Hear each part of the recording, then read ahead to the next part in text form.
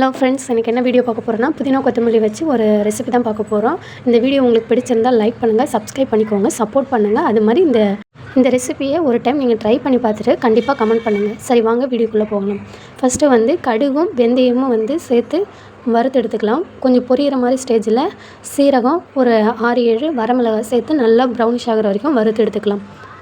இப்போது இதை பார்த்திங்கன்னா இது நல்லா செவந்து வந்துருச்சு. இதை ஒரு தனியாக ஒரு தட்டில் கொட்டி எடுத்துக்கலாம். இப்போ கொஞ்சமாக எண்ணெய் விட்டு இப்போது இதில் கொஞ்சமாக புளி ஆட் பண்ணிக்கலாம். புளி ஆட் பண்ணி நல்லா வதக்கிட்டு இப்போ இதில் என்ன சேர்க்க போகிறோன்னு பார்த்தீங்கன்னா கொத்தமல்லியும் புதினாவும் தான் ஆட் பண்ண போகிறோம். ஆட் பண்ணி நல்லா வதக்கி எடுத்த பிறகு இதை ஆற வச்சிடலாம்.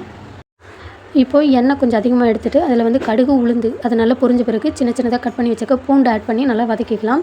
இப்போ வதக்கி ஆற வச்சுருந்த அந்த புதினா கொத்தமல்லியை நல்லா அரைச்சி இந்த எண்ணெயில் ஆட் பண்ணி அதில் உப்பு, மிளகாய்த்தூள், ஏன்னா இதுக்கு முன்னாடி நம்ம இது லாஸ்ட்டாக சேர்க்கறதுக்காக இந்த வெந்தயம், கடுகு, மிளகாயெல்லாம் வதக்கி வச்சுருந்தாலும் அதில் மிளகாய் போட்டுறதுனால காரம் கொஞ்சம் கம்மியாக சேர்த்துக்கோங்க.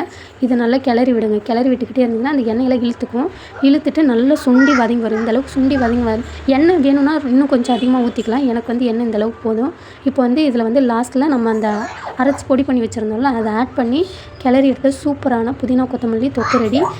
இந்த தொக்கை நீங்கள் சூடான சாதத்தில் லெமன் சாதம், புளி சாதம், தயிர் சாதம் இந்த சாதத்துக்குலாம் இது ரொம்ப டேஸ்ட்டாக இருக்கும். இந்த தொக்கை நீங்கள் ட்ரை பண்ணி பார்த்துட்டு கண்டிப்பாக கமெண்ட் பண்ணுங்கள்.